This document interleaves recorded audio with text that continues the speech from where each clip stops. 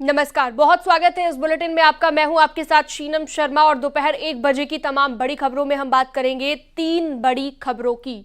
UP में ticket बंटवारे को लेकर बीजेपी में लगातार मंथन चल रहा है और दिल्ली में मंथन करेगी बीजेपी। इस बैठक में सीएम योगी समेत पार्टी के कई नेता शामिल होंगे। बैठक में यूपी विधानसभा के उम्मीदवारों के नामों पर फैसला होगा। अखिलेश यादव को लेकर चर्चा है कि इस बार कन्नौज लोकसभा सीट से चुनावी मैदान में उतर सकते हैं। उधर अमेठी और रायबरेली सीट पर भी सस्पेंस अभी कायम है। कल गांधी परिवार इसके बारे में अंतिम फैसला लेगा।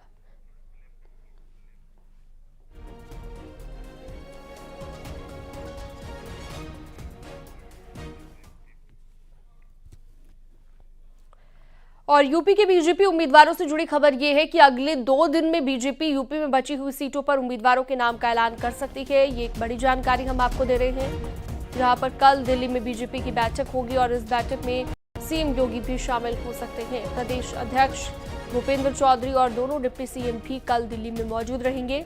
ऐसी चर्चा है कि बड़े पैमाने पर सिटिंग सांसदों के टिकट काटे जाएंगे और उनकी जगह नए चेहरों को मौका मिलेगा। आपको बता दें, बीजेपी ने अब तक अपने 276 उम्मीदवारों के नाम का ऐलान कर दिया है। पहली लिस्ट में 195 और दूसरी लिस्ट में 72 उम्मीदवारों की घोषणा की गई है।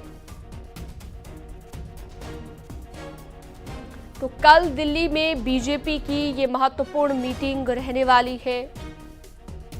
जो भी होल्ड सीटें हैं, अगले 2 दिन में बीजेपी सभी जगहों पर उम्मीदवारों के नाम का ऐलान कर सकती है और जल्द ही बीजेपी पूरी तरह से अपने पत्ते खोलने वाली है। प्रदेश अध्यक्ष उत्तर प्रदेश के वो भी मौजूद रहने वाले हैं दिल्ली में। सीएम योगी आदित्यनाथ खुद इस बैठक में शामिल हो सकते हैं। तो काफी महत्वपूर्ण मीटिंग ये यूपी बीजेपी की रहने वाली है दिल्ली में। उम्मीदवारों से जुड़ी ये बड़ी जानकारी हम आपको दे रहे हैं, जहां पर उम्मीदवारों के नाम को लेकर चर्चा की जाएगी, मंथन किया जाएगा।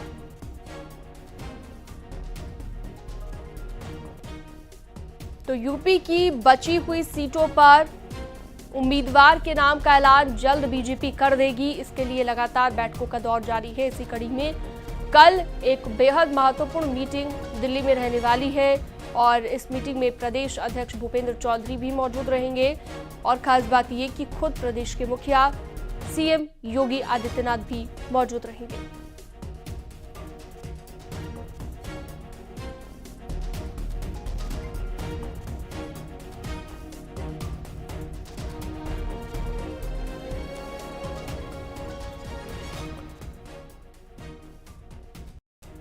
तो बड़ी जानकारी लगातार न्यूज़ 18 आपको दे रहा है। दोनों डिप्टी सीएम भी दिल्ली में रहेंगे और अब लगातार चूंकि हलचल तेज हो गई है और लोकसभा चुनाव की तारीखों के साथ विधानसभा की जो सीटें थी उत्तर प्रदेश में उन्हें लेकर कब चुनाव होने हैं ये भी क्लियर कर दिया गया है।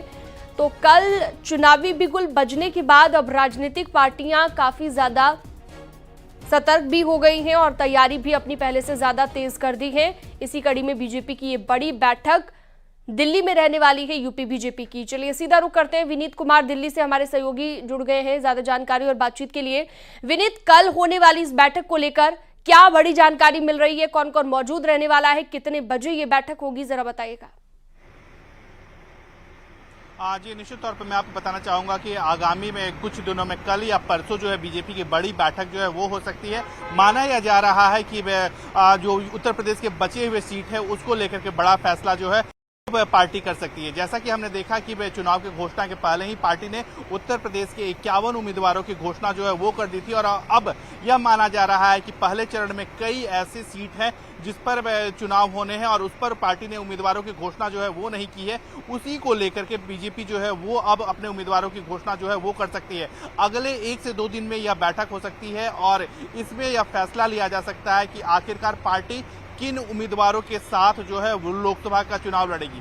एक बड़ी बात यहां पर मैं आपको बताना चाहूंगा कि जिस तरह से बीजेपी की रणनीति बन रही है उसमें हमने देखा कि जब विधानसभा के चुनाव हुए थे वहां पर बीजेपी ने उम्मीदवारों के नामों की घोषणा जो है वो चुनाव की तारीखों की घोषणा के पहले ही कर दी थी और इस बार भी हमने देखा कि बीजेपी ने 250 से अधिक सीटों की घोषणा जो है अपने उम्मीदवारों की घोषणा जो है वो चुनाव की घोषणा के पहले ही कर दी है और अब बचे हुए सीटों पर भी बीजेपी जो है वो चुनाव अपने उम्मीदवारों की घोषणा जो है उसे करना है और इसी को लेकर के बड़ी बैठक जो है वो में हो सकती है। अगले 1-2 दिन में यह बैठक होगी जिसमें जो बचे हुए सीट हैं उम्मीदवार हैं उनके नामों पर मुहर लगाई जाएगी। एक बड़ी बात मैं आपको बताना चाहूंगा कि जो बचे हुए सीट हैं उसमें गाजियाबाद सबसे महत्वपूर्ण है कि आखिरकार क्या वीके सिंह को ही पार्टी जो है वो जो वहां से सांसद हैं या फिर जो केंद्रीय मंत्री हैं क्या उन्हें ही अपना बीजेपी उम्मीदवार बनाएगी या फिर किसी नए नाम के साथ बीजेपी वहां पर मैदान में उतरेगी। इसके साथ ही साथ मेरठ का सीट भी काफी महत्वपूर्ण है।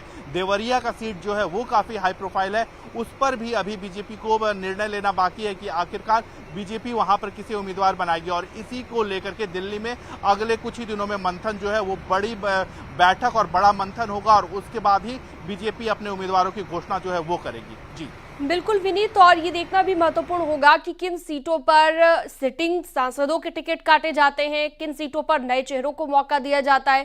कह सकते हैं कि जो सिटिंग सांसद हैं उनकी किस्मत का भी फैसला बहुत जल्द होने वाला है। कल की इस मीटिंग के बाद वो पत्ते भी बीजेपी खोल देगी।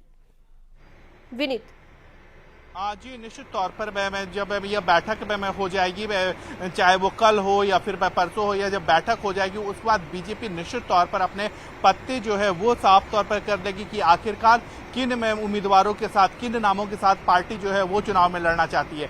अगर हम पिछली बार का देखें तो जो कई मौजूदा सांसद थे उन्हें पार्टी ने टिकट दिया है, हालांकि कुछ मौजूदा सांसदों के टिकट जो है वो भी काटे गए हैं।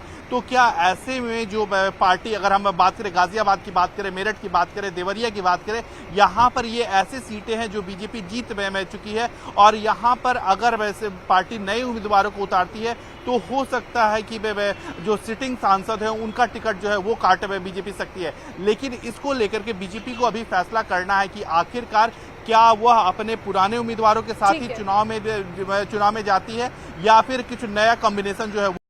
जी बहुत शुक्रिया विनीत, आपने विस्तार से जानकारी दी और बातचीत की। आगे बढ़ते हैं। एसपी अध्यक्ष अखिलेश यादव कन्नौज से चुनाव लड़ सकते हैं। समाजवादी पार्टी जल्द इसका ऐलान कर सकती है और बताया यह भी जा रहा है कि अखिलेश ने पहले ही कन्नौज से चुनाव लड़ने का मन बनाया था। आजमगढ़ से धर्मेंद्र यादव को मैदान में उतारने के बाद स्थिति काफी हद तक साफ हो गई है। इस बीच ये भी खबर है कि समाजवादी पार्टी कुछ सीटों पर उम्मीदवार बदल सकती है। बिजनौर, मेरठ और सुल्तानपुर लोकसभा सीट को लेकर चर्चा गर्म है। बताया जा रहा है कि कुछ सीटों पर बाहर से लाए गए चेहरों की जगह स्थानीय उम्मीदवारों को प्राथमिकता दी जा सकती है।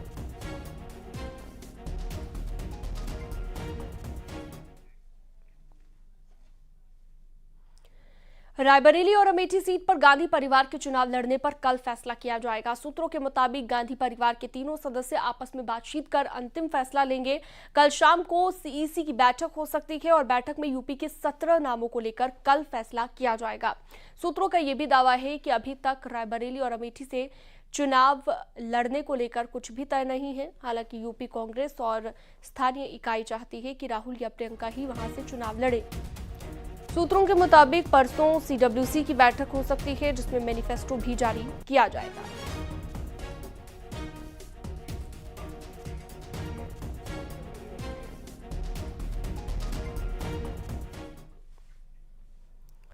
रायबरेली में पटाखा कारखाने में भीषण विस्फोट हुआ। विस्फोट में एक युवक की मौत हो गई, एक की हालत गंभीर बताई गई। गंभीर घायल युवक को जिला अस्पताल में रेफर कर दिया गया है और धमाके में मौके पर खड़ी बाइक के परखच्चे उड़ गए हैं। पुलिस मौके पर मौजूद है।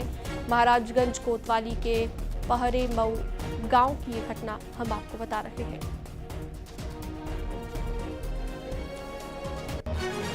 मोहन कृष्ण संवरता रायबरेली फोन लाइन पर जुड़ गए हैं।